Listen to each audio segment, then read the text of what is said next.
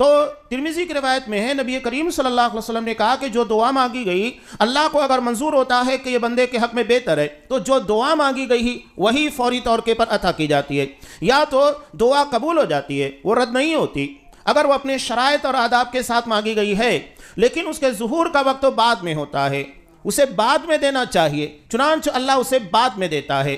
اب مثال کے طور پر اگر ہمارے یہاں 2-4 سال کا 5 سال کا بچہ ہم سے موبائل مانگے کہ نہیں مجھے ایک مہنگا موبائل خرید کر دیجئے، ہم نہیں دیتے، قبول کیا جاتا ہے کہ ٹھیک ہے تمہیں دینا ہے، لیکن کب؟ جب آپ 10ویں کا ایگزام پاس کر لے، 12ویں کا ایگزام پاس کرے، اس کے بعد دیا جائے گا۔ یعنی مانگ کو رد نہیں کیا جاتا، لیکن اس چیز کے دینے کا وقت ابھی نہیں آیا ہے، لہذا اس کو بعد میں دیا جاتا ہے۔ کبھی کبھی بیمار آدمی کچھ چیزوں کے کھانے کا مطالبہ کرتا ہے جسے ڈاکٹر بیماری کی حالت میں منع کرتا ہے، یہ چیز تمہیں اس بیماری کے اندر استعمال نہیں کرنا ہے، گوشت ہے، مسالے کی چیزیں ہیں، کھٹا ہے، منع کرتا ہے، لیکن بعد میں جب صحت بہتر ہو جائے تو استعمال کیجئے گا۔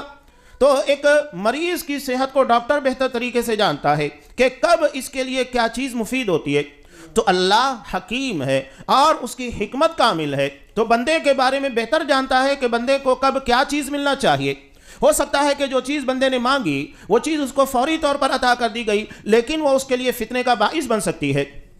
حضرت خضر کا واقعہ جسے سورہ کہف کے اندر اللہ نے نقل کیا، اس میں حضرت خضر نے ایک بچے کو قتل کر دیا۔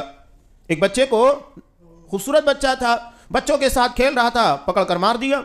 حضرت موسیٰ علیہ السلام جو ساتھ میں تھے اور انہیں اس بات کی شرط کے پر لایا گیا تھا کہ تم سوال نہیں کرو گے، لیکن انہوں نے سوال کیا، اقتلت نفسا بغیر نفس، کہ ایک نفس کو، ایک جان کو بغیر کسی وجہ کے آپ نے مار دیا۔ بعد میں حضرت خضر نے اس چیز کو بیان کیا کہ اس کے ماں باپ نیک تھے، فخشینا ان یرہقہما طغیانا وکفرا، تو ہمیں اس بات کا ڈر محسوس ہوا کہ کہیں یہ بچہ آگے چل کر اپنے ماں باپ کے ایمان کی راہ میں رکاوٹ نہ بن جائے اور انہیں کفر اور الحاد کی طرف نہ لے کر چلا جائے۔ تو نتیجہ کیا ہوا؟ ہم نے اس کو مار دیا۔ یعنی اولاد سے کہیں زیادہ اہم چیز ایمان ہے، عقیدہ ہے، وہی چیز یہاں پر بیان کی گئی ہے۔